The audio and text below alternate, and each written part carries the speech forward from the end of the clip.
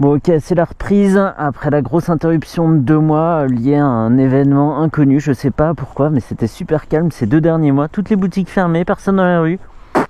Est-ce qu'il y a une épidémie, un truc, j'en sais rien. Bref, je sais pas si je sais encore faire des vidéos, en plus à ma manière, on va quand même essayer. Et en plus, grosse reprise avec une très bonne moto, la Ninja 1000 SX, celle qu'on appelait avant la Z1000 SX. Une bonne GT, il en reste plus beaucoup des GT, il faut en profiter. Il y a la VFR chez Honda, il y a la Super Sport chez Ducati, même si elle est un peu floue sur son placement. Il y a la ZZR 400 qui est encore au-dessus de ça, mais j'ai pas le droit de la conduire. Kawasaki veut pas. Donc il y a celle-ci. Elle fait 142 chevaux quand même, elle fait 235 kg. Le design a été revu, il y a un avant un petit peu plus sportif, voilà, un peu plus acéré comme ça. Avant c'était un avant qui tombait un peu comme ça. Maintenant on a 2 pointes, on a des feux effilés et des clignotants beaucoup mieux intégrés. Avant ils étaient un peu proéminents comme ça et maintenant ils longent vraiment le carénage, donc c'est pas mal. Il y a 2 disques de 300 à l'avant avec des étriers radio et un disque de 250 à l'arrière. Elle est dans un vert pailleté mais vraiment super beau au soleil. On est presque sur du Metal Flake d'Harley Davidson. On a gagné un écran TFT qui est d'une beauté, qui est d'un contraste hyper marqué, même en plein soleil, même avec le soleil dans le dos. On arrive à le lire, il est sur fond noir comme ça, et même s'il est d'une taille modeste, je dirais qu'il fait à peu près la taille du TFT de la MT10 SP, donc de la R1. Il est très très bien présenté, toutes les infos sont présentes en bonne taille, donc très lisible, et franchement là c'est super réussi. Il est dans un habillage qui est compact, et voilà, ça fait pas petit écran perdu dans le carénage. Bref, il y a un défaut quand je l'ai prise que j'ai remarqué assez vite, c'est que les rétros sont très très loin sur le carénage et du conducteur évidemment, et si on veut les régler en roulant c'est très compliqué. Il faut vraiment se coucher sur le réservoir et on perd évidemment en maîtrise de la moto. Moi j'aime bien des fois voilà, le rétro est mal réglé quand on part, on s'en rend pas compte, on veut retoucher et là il faut vraiment s'allonger. J'ai le bras tendu en plus et du coup on perd vraiment on perd pas le contrôle, mais on est beaucoup moins à l'aise. Et deuxième point, je sais pas en quels matériaux ils sont faits, si le verre est très fin ou si la qualité est pas très bonne, mais tout le contour du miroir là est déformé. Ça donne une image déformée, alors que bon, c'est quand même bien pratique d'y voir net, et ça fait un peu miroir sur matériaux plastiques. Alors c'est vraiment c'est souple hein, quoique hein. Je sais pas, c'est peut-être un plastique épais qui est chromé, mais en tout cas sur les bords, à l'endroit où il est dans son support, la vision est un petit peu déformée. Bref, et là on est donc en mode full. Il y a un mode qui divise la puissance aussi, par combien je sais pas, on me l'a pas dit.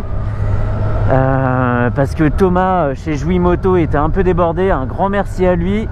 C'est compliqué avec les mesures sanitaires d'assurer un service, mais ils font l'effort d'être ouverts à Villeneuve-Saint-Georges et à Créteil. Et cette moto, c'est la moto de démo, mais c'est le patron qui s'en sert, donc il faut pas que je la casse. En amortissement, là il y avait quelques petites bosses, quelques vaguelettes sur la route, et elle est un peu souple. Elle est un petit peu souple.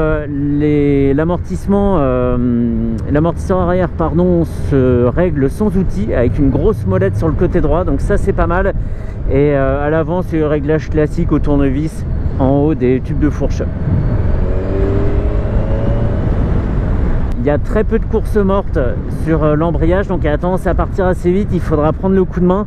Je pense que la possibilité de caler au début n'est pas exclue. Et ce que je vais faire, parce que là j'avais mis la bulle en position basse, donc on appuie sur le petit bouton et on la relève comme ça.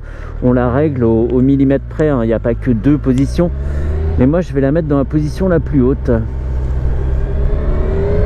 Ce qui ne veut pas dire la position la plus efficace, hein. Des fois on a un remous qui saute comme ça et qui revient droit sur le casque ou sur le torse. Donc 19 litres de réservoir, ça permet de voyager tranquille. Avec les consommations des motos actuelles, on a, je dirais, entre 350 et 450 km d'autonomie à rythme constant, hein. J'entends l'autoroute ou la voie express. Et c'est super confortable, hein. On n'est pas là pour passer son temps à la pompe. Et les 235 kg, ça me faisait un peu flipper sur le papier, parce que c'est plus vraiment des poids auxquels on est habitué. On se situe souvent dans les 220 kg. Je chipote à 15 kg près, hein, mais en fait ils se sentent pas du tout. Alors là j'ai très peu d'essence aussi, hein, donc le poids est contenu vers le bas de la moto, ça peut aider. Et en prise en main c'est super facile. Et ce qui m'a surpris aussi, mais sur une moto comme ça c'est pas mal, c'est la position. On est très haut. Quand j'ai débéquillé, je me suis retrouvé vraiment en hauteur, et on a un peu une vue plongeante sur la route, mais pour la sécurité c'est excellent. Donc c'est pas mal. Le dos est droit, la position je dirais est parfaite. Les genoux sont un peu pliés quand même parce que les cale-pieds sont hauts, mais sans générer de fatigue au long cours, j'imagine, hein, parce que c'est pas une position radicale. Et les poignets sont situés assez haut. On le voit pas, mais par rapport au tube de fourche ça remonte à peu près de 7 ou 8 cm. Et la position, vraiment, ça c'est une vraie position de voyageuse que j'aime bien. Et si on veut être à l'attaque, le réservoir montant assez droit, c'est assez, pas reposant, mais c'est faisable. C'est faisable sans être une contrainte. Quoi, l'attaque avec ça? Oui. Alors on va changer un peu de chemin. On va dire que la partie ville est finie. Je vais pas aller en face faire la boucle habituelle. On va faire autre chose. Voilà, hein, vraiment c'est facile, c'est facile. Elle s'incline comme ça, il n'y a pas de résistance pour le passage d'un angle à l'autre, sans être surprenant non plus. Il y a des motos qui tombent sur l'angle comme ça, et au premier virage on se fait vraiment surprendre, on est obligé de vite la remettre droit. Mais là c'est pas le cas, elle est vive sans trop l'être. Qu'est-ce que je parle? C'est fou. Donc on peut régler aussi le traction control. Là il est sur 2, ce qui est quasiment le niveau maximum. Il peut être désactivé, niveau 1, niveau 2 et niveau 3. Là niveau 2 c'est bien pour une découverte, puisque là on a un petit peu le temps en détail. Donc on a un compte tour, on a un indicateur de rapport engagé qui nous dit quand changer de vitesse. Le petit 3 va se mettre à clignoter et pour nous dire de changer de rapport. Il y a un indicateur de conduite économique, ça c'est classique sur les Kawa depuis quelques années maintenant. C'est pas toujours pertinent parce que même sur les sportives il y a cet indicateur, alors que c'est pas vraiment le but. Et donc il y a la vitesse moyenne, il y a un voltmètre, la température ambiante, 17 degrés, j'y crois pas trop, je dirais qu'il fait un petit peu plus chaud. Il y a l'heure, la vitesse évidemment. Waouh, tu fais ça devant la police mec, mais t'es fou. Ça se faufile ou pas? Ils me font peur ces rétros. Ouais, ça se faufile, mais bon. Et là-bas aussi. Alors, moi qui ai l'habitude de me faufiler, le fait de ne pas avoir les rétros tout près de moi, je les ai pas du tout dans mon champ de vision et ça me trouble vachement. J'ai aucune idée de s'ils sont passés, s'ils vont toucher. Et pour une moto qui est peut-être appelée à être utilisée en environnement urbain quand même, ça peut être gênant. Ça peut être gênant parce que si on regarde loin, là ou là, et ben on regarde plus là. Alors que sur la majorité des motos, on va pas dire toutes les motos, les rétros étant un peu plus près, on les a quand même dans le champ de vision. Bref, c'était une aparté.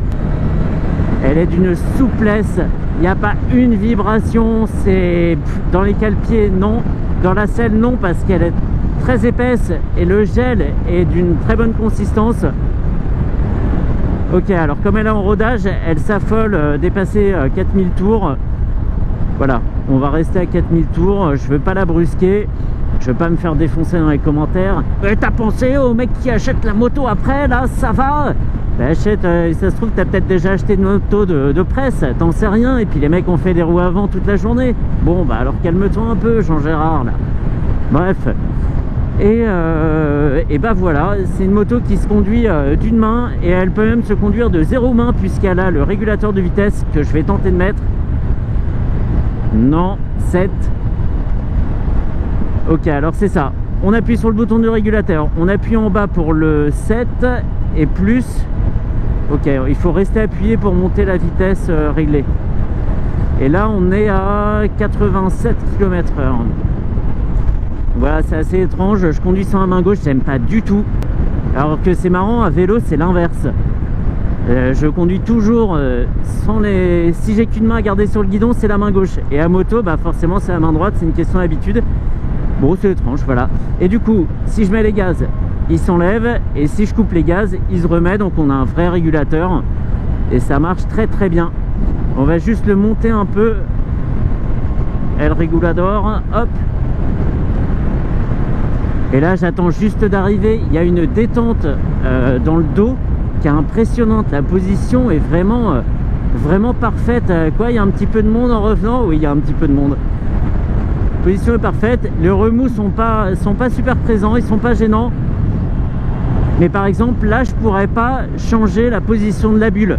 Avant, de mémoire, je crois qu'il y avait une poignée ou alors on se contentait de tirer la bulle. Et ça, c'était faisable en roulant. Là, j'ai pas envie du tout de mettre ma main dans le trou pour appuyer sur le bitonio, là. Excellent, excellent. Donc voilà, c'était une petite reprise. Je sais que ça va faire plaisir à un abonné qui me la demande, mais depuis archi longtemps. Et lui, il va être content de trouver cette vidéo. Donc c'est une des dernières GT sur le marché. Et c'est dommage que ce segment disparaisse.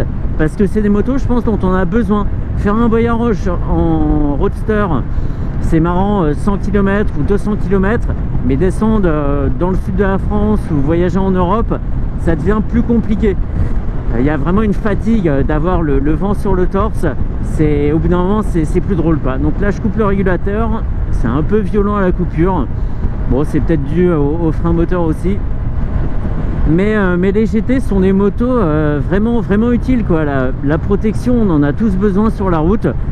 Alors, il y a des extrémistes qui veulent vraiment sentir le vent tirer leurs bras et forcer sur leur poitrine. Moi, c'est pas trop mon cas. J'aime bien être protégé derrière la bulle. C'est quand même plus sympa quand on enchaîne les bornes. Donc, je vais sortir ici. Hop, hop. L'amortissement est peut-être un petit peu souple, surtout sur l'arrière. La fourche, c'est pas gênant. En détente et compression, elle travaille correctement, mais l'arrière a tendance un peu à rebondir. Et c'est pas la selle qui fait ça, hein.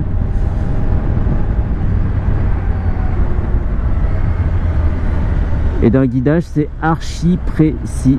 Archi précis, même si je sais pas, j'aurais peut-être aimé un petit peu plus de fermeté dans la direction. Ah, j'ai oublié de faire ça. Je voulais baisser la bulle. Bon, je m'y risque. Ouais, ok. Merci le vent. Allez, on va voir comment c'est bulle baissée. Bulle baissée. On dirait presque le nom d'un Pokémon. Ouais, avec la bulle baissée, il y a un peu plus de turbulence. Mais elles sont cassées efficacement par la bulle quand même. Merci, monsieur le scooter. Donc voilà, c'est pas de la grosse turbulence qui chahute la tête, parce qu'aujourd'hui il y a beaucoup de vent, hein, mine de rien. Voilà, ça fait du bruit dans le casque, mais c'est pas désagréable. Oh putain, les rétros, mais quand je les regarde du coin de l'œil, j'ai vraiment l'impression qu'ils dépassent beaucoup. Je les vois comme deux grosses antennes là, et j'ai peur de taper. C'est quoi, c'est une 318 ça, une 318-30 avec un seul propriétaire visiblement, ou juste deux. J'aime bien ces voitures. Donc voilà, on a essayé le gros frelon, un frelon vert. C'était une petite reprise tranquille, donc je sais encore rouler, ce qui est pas mal. Voilà, on peut en rester là, je crois que c'est à peu près tout, hein. Comme d'hab, on ne change pas les bonnes habitudes, on s'arrête de façon abrupte. Super, merci. Donc oui, et dernier truc, parce que là, bon, j'ai pas bombardé, mais j'avais fait avec le modèle précédent. Et voilà, parce que bon, là, c'était vraiment de la promenade, je me remettais en jambes. Si vous voulez voir la Z1000SX qui va vite, c'est soit dans l'autre vidéo dont je mets le lien en description, soit chez quelqu'un d'autre sur YouTube, hein. Faut pas m'en vouloir, YouTube est vaste. Je pense que vous trouverez votre bonheur chez d'autres personnes. En tout cas, moi j'ai pas envie d'avoiner aujourd'hui. Les contrôles sont quand même vachement renforcés depuis le confinement, et ils sont restés après le déconfinement. Donc c'est pas le moment de perdre des points là, moi ça m'amuse pas. C'est vraiment la souplesse qui marque sur cette moto. Elle fait tout à tous les régimes. Elle repart évidemment super efficacement, mais le 4 cylindres, bon, c'est la magie du 4 cylindres aussi, hein. Mais c'est pas évident non plus, quoi. Et là il faut vraiment le remarquer.